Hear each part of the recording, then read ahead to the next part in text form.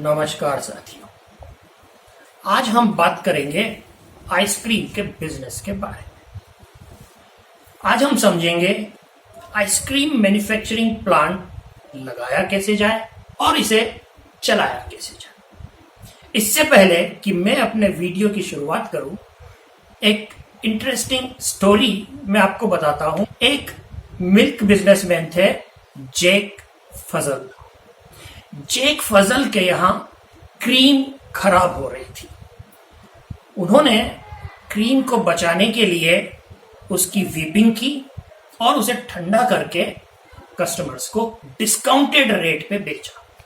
उनका उद्देश्य था कि खराब होती क्रीम का कुछ तो पैसा मिल जाए। लेकिन कस्टमर्स ने उस प्रोडक्ट को बहुत पसंद किया और वापस उसकी डिमांड करने लगे। कुछ समय में जैक फजल को लगा कि दूध के बिजनेस से तो इस बिजनेस में बहुत फायदा है। तो यहां से शुरुआत हुई आइसक्रीम की।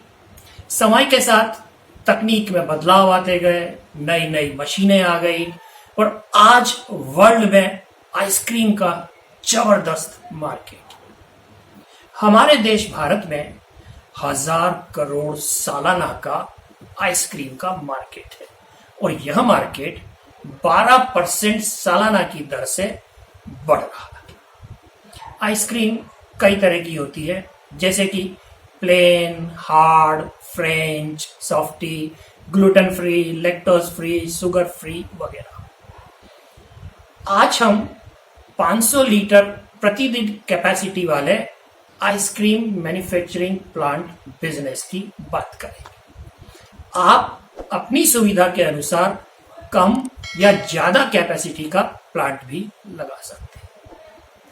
इस प्लांट को लगाने के लिए हमें 2000 स्क्वायर फीट जगह की जरूरत होगी। इस प्लांट के लिए 15 किलोवाट का बिजली का कनेक्शन आपको लेना होगा। आइसक्रीम में लगने वाले रॉ मटेरियल्स हैं मिल्क, क्रीम, शक्कर, stabiliser, emulsifier, essence, chocolate, vanilla, strawberry, blueberry वगैरह फ्लेवर्स, येलो, लेमन, ऑरेंज वगैरह कलर और ड्राई फ्रूट्स या नट्स।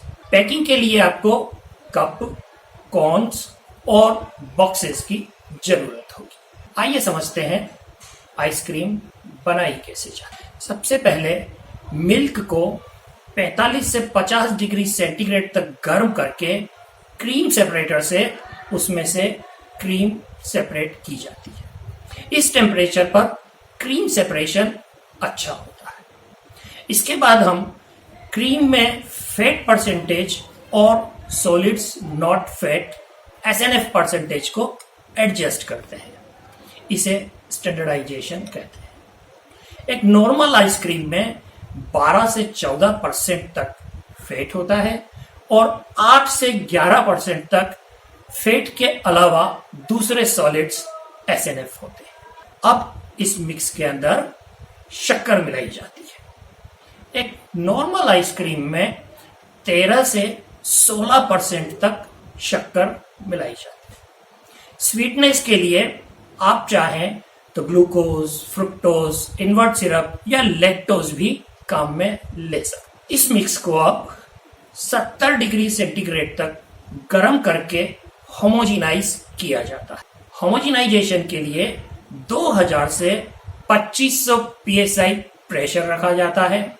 इस हाई प्रेशर की वजह से फैट ग्लोब्यूल ब्रेक हो जाते हैं और छोटे छोटे पार्टिकल्स में बदल जाते हैं। छोटे पार्टिकल्स होने की वजह से ये इकट्ठे नहीं हो पाते और फैट सेपरेट नहीं होता है।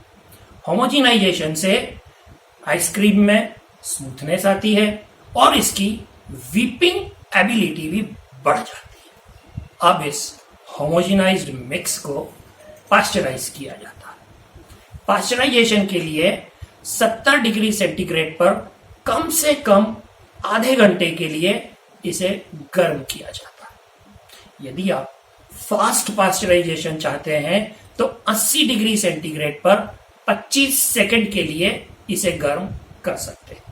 इसके बाद इसे 4 डिग्री सेंटीग्रेड तक ठंडा कर लिया जाता है। इस आइसक्रीम मिक्स में अब 0.2% स्टेबलाइजर और 0.2% इमल्सिफायर मिक्स किया जाता है। स्टेबलाइजर्स मोनो और डाई ग्लिसराइड्स होते हैं।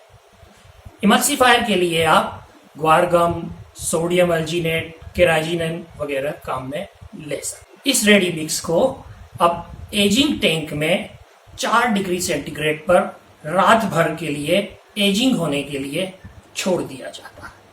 अगले दिन सुबह इस एजिंग की हुई आइसक्रीम मिक्स में फ्लेवर्स, कलर्स, फ्रूट्स, नट्स वगैरह मिलाए जाते हैं और फिर इसे कंटीन्यूअस फ्रीजर में भेजा जाता है।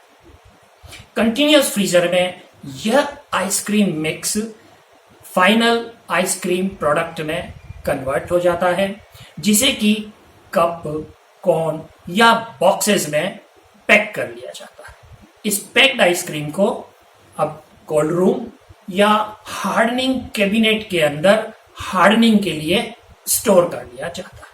आइए बात करते हैं प्लांट एंड मशीनरी की। मिल्क के स्टोरेज के लिए आपको 1500 लीटर कैपेसिटी का एक टैंक लेना होगा। क्रीम स्टोरेज के लिए आप 500 लीटर कैपेसिटी का एक टैंक ले सकते हैं। होमोजेनाइजेशन के लिए 100 लीटर पर आवर कैपेसिटी का एक होमोजेनाइजर आपको लेना होगा। पास्चराइजेशन के लिए 500 लीटर कैपेसिटी का वेट पास्चराइजर आप ले सकते। एजिंग के लिए 500 लीटर कैपेसिटी का एजिंग टैंक आप ले लीजिए। कंटीन्यूअस फ्रीजर 200 लीटर कैपेसिटी का आपको लेना होगा। हार्डनिंग के लिए एक छोटा कोल्ड रूम आप बना सकते हैं या एक हार्डनिंग कैबिनेट ले सकते हैं। इन सारी मशीन्स के लिए आपको 15 लाख रुपए का खर्च आएगा। मैन पावर में आपको जरूरत होगी एक सुपरवाइजर कम अकाउंटेंट की, 2 ऑपरेटर्स और 3 अनस्किल्ड वर्कर्स। सेलिंग के लिए एक सेल्समैन आपको रख लेना चाहिए। जरूरी लाइसेंसेस और रजिस्ट्रेशंस में FSSAI का लाइसेंस लेना अनिवार्य है। आपको उद्यम रजिस्ट्रेशन करवा लेना चाहिए। इसके अलावा अपनी फर्म का GST रजिस्ट्रेशन और इनकम टैक्स रजिस्ट्रेशन भी आपको करवा लेना चाहिए। इस बिजनेस से महीने के 2 लाख रुपए तक कमाए जा सकते हैं। दोस्तों, आज मैंने आपको आइसक्रीम बिजनेस के बारे में बताया। अगर इसमें आपको कोई भी जानकारी चाहिए तो मुझे कमेंट बॉक्स में लिख सकते हैं। Thank you.